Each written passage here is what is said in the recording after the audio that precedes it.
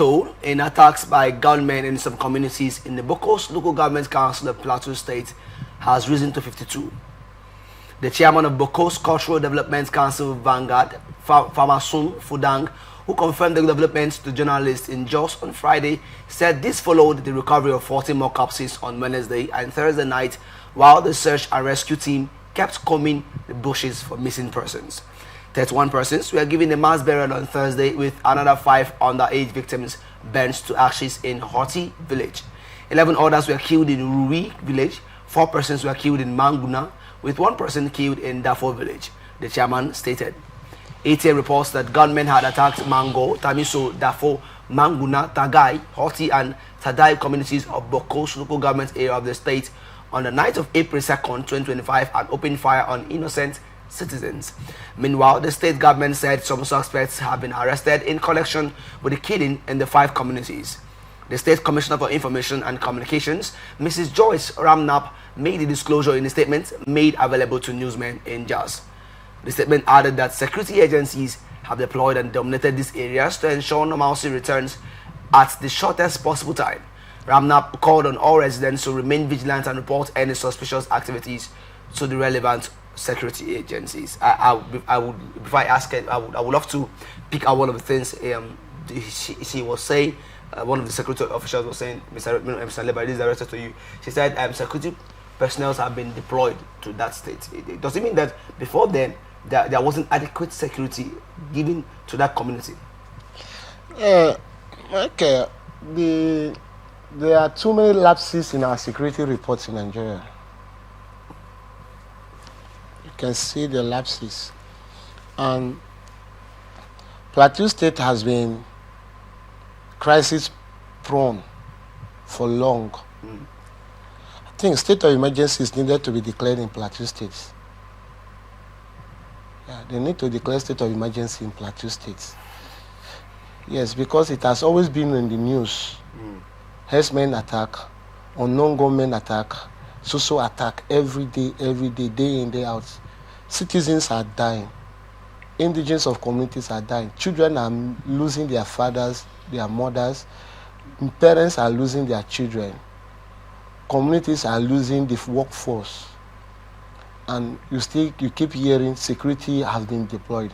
You see that the security architecture, there are the people giving the attackers the headway. Are they? Or what might be the cause? So, if you are telling me now that security has been deployed, what happened before now? It's interesting to note in this story that one of the residents of that community said that they'd had threats of these people coming, and they reported to security officials. In Plateau State, what happened is that they don't hide it. I have a friend who is another officer. He was sent to Plateau State. That was 2019. So one of the nights, that was around 12 in the night, in 12 a.m. in the night. He called me. He called me and said, one of my coursemates said that is his coursmate. They passed out together from another train and just died. And what he was telling me was shocking. What brought about that story, because we talk often. Once he's done, we discuss, and I encourage him, don't give up and that. So one of the things he said is that while they were going, that he felt that it's even the villagers that are given information. To these bandits? Yes. That was what he said that he felt. And also it looks as if some of the persons carrying them on that mission, they are also involved. Interesting. So that means this is a carefully intricated. Yeah, so when you look at what is happening, recently we heard of some persons that were held captive by herdsmen. They were paid 180 million. That's we heard. So if you look at that, is a lucrative business. Now they've written to security personnel with the threats. What did they do? That's why I said there are many lapses in our security architecture. Because we should be proactive. our security architecture should be that will be on the attack, not on the defense. By now, they should have been able to crack down the hideout of all these persons. Where are they coming in through? Where is their exits? What are their, because for every operation there should be a map. Okay. There should be a technicality on how the operation will be carried out. By now, our security personnel would have been able to look into this, know how they operate, and plan on counter attack. Not when people have died. You are not telling me you deployed people. Where were you before they died? I'm interested. I would love to hold your line there. I will get back to you, Mr. Divine Favor. How do you think these recurrent episodes of insecurity would affect the mind of the residents in that community? Okay, how this would affect the mind, or these recurrent killings will affect the mind of people? Fear. The people would not be able to live in peace. I was born in the north, and we had stuff like this, that you would not be able to sleep or hold your breath. You'd be running from one place to the other. So this is keeping people in a state of disorder. Yes, because psychologically they are not in focus, and in the states or communities itself would lack development. He just alleged that from one of the conversations he had with a naval officer, it could be said that some of the community members are also and then let's link it back to when you said educating the community members about security. Do you think they said you can take a horse to the river, you can't force the horse to drink? Exactly. And as he said, the business is very lucrative. So the point we can tackle this is to remove the money, or remove their source, remove the source. Because why would I be giving information? I would need money. Certainly. Okay. They are giving out information because of the money. So if we can find out this source and kill it from there, I think we can solve the problem. Okay, Mr. Liban, let me go back to you. On the terrain of social economic development of a particular place, how insecurity and socio-economic development, they are the opposite. Where insecurity tarries, development runs away. Okay.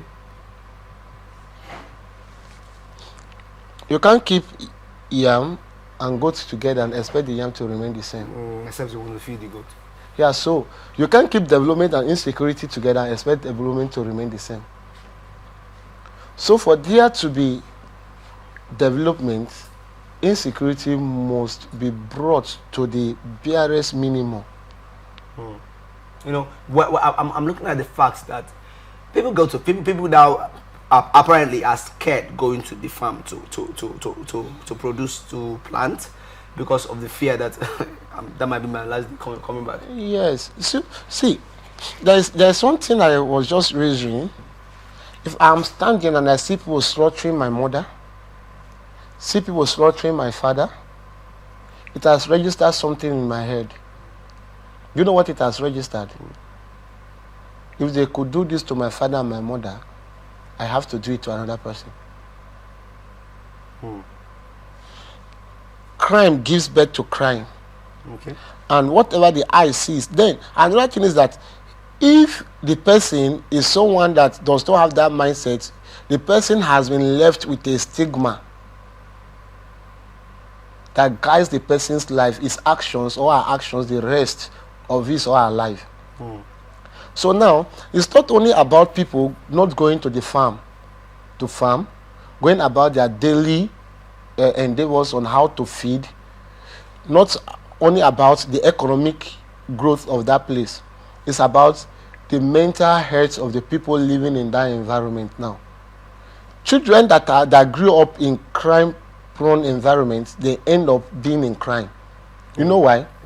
Those involved in crime are respected, like what you were saying, the power of the gun. If we are dragging, the person that carries the gun is more powerful.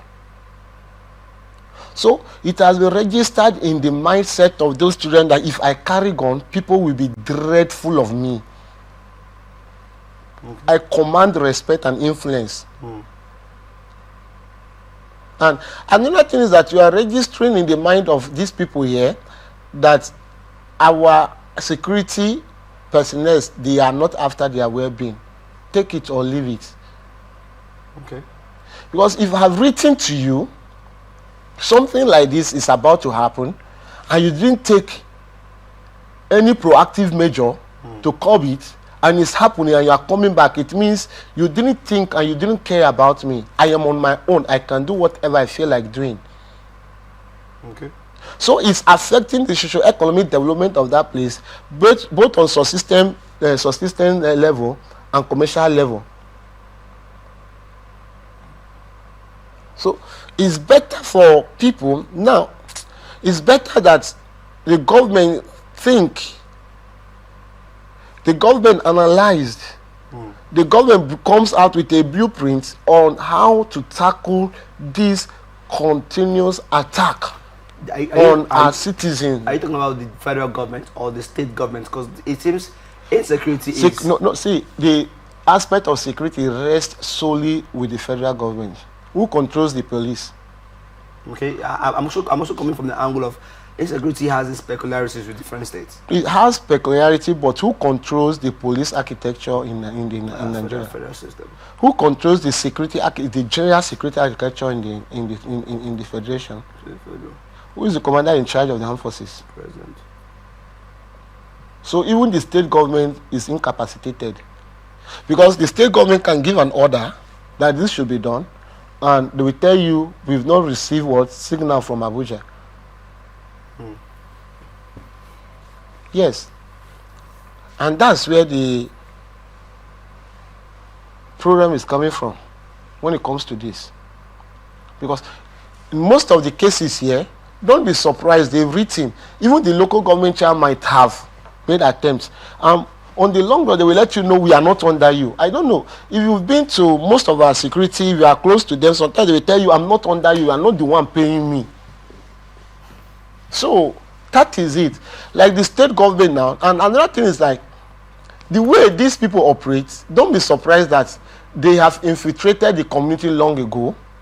They've come in, dwell among them, and this is where intelligence information comes from. Our security architecture would have been able to put forth a security intelligent information system wherein any little thing that wants to happen, they will hear it before it starts. Okay. Where if something is happening, they will tell us based on security or intelligence information getting to us, because you want to crack down something here. But when it's happening in the north, where people are dying in their numbers every day, you will not hear we were able to copy based on security intelligence information that reached us. Why? Why these lapses and the vacuum? Why these lapses? My bitterness is not even about the attackers. It's about our security architecture. After people have died, they are still searching for more bodies. Before the end of this, my here is up to 100. It's positing that this must have been a planned attack. So what happened all this while? Is now that you said you have sent, and who are the people you sent? Some persons have been. The main people that perpetrated the crime, they are out. Go after them. Let's see these people. Do you know what will make crime to end? When those involved have seen that other of their counterparts has been dealt with. Okay. Let me hold your line there. You, Mr. Divine Favor, you said you grew up in the north, and then you've had experiences of insecurity on a scale of comparison. Let me use that word. Do you think we are losing the war against insecurity? Losing the war against insecurity? I would probably say yes, because for as long as I was born, should I say before I was even born, we've been having insecurity crisis. Until now, we're still having the same news or information. on security crisis. So we are losing the war against insecurity. Does it mean the government is not doing enough? They are not doing enough. The system is bad. Who are those sponsoring insecurity? Who are those sponsoring? Because for such amount to be released to people who give information to them, that means the sponsors are highly esteemed individuals, in quotes. Okay. So I think, well, I am saying that we are losing the war against insecurity because these guys are hidden beneath pushing insecurity forward, and the government should stand her ground or its ground against these people. Thank you so much. Mr. Libari, you are a public affairs analyst. Let me ask you a question. It's going to be personal and a bit funny. If you were placed in the position of security, working in the security parastatal, and then you are given some level of authority to, let's start from a community actually, and then you know that community has been bedeviled by cases of insecurity over time, what will be your strategy that will be different from what we've seen that probably hasn't yielded enough results in the country? Anything about security is secret. You don't reveal it. And one thing, I'm not there. When I get to that place, I will know what to do. Number one is that, let me take it, the Commissioner of Police in charge of Plateau State is highly trained. The DSS in Plateau State, they are highly trained. Okay. All the security apparatus there, before you head the level of being a state controller, state commander, state inspector general, state commissioner of police, and the rest of it, someone in charge of a state battalion, it means that you have been well trained. Okay. So I'm here as a civilian. I've not been trained in that field. But one thing I know is that there are means of having intelligent information about any evil that wants to take place within your jurisdiction as a top-ranked security officer. Legitimate means? They are, whether legitimate or illegitimate, who cares? What we need is that whatever, in training, see, I always use this language in war and love, everything is fair. It's a common language that everybody knows. It has been up. So it is your duty to protect lives. So whatever you know that is good, if I were to be there, I'm not there. Whatever I know I will do, whatever techniques, technicality, whatever means I know I'm going to employ and deploy to make sure that I cop this. It should be on record that when Lebari was this didn't happen. I will do it. But I'm not there, so let me not say I will do this and I will have, because I'm not there. If I were to be there, I would have said this is what I will do.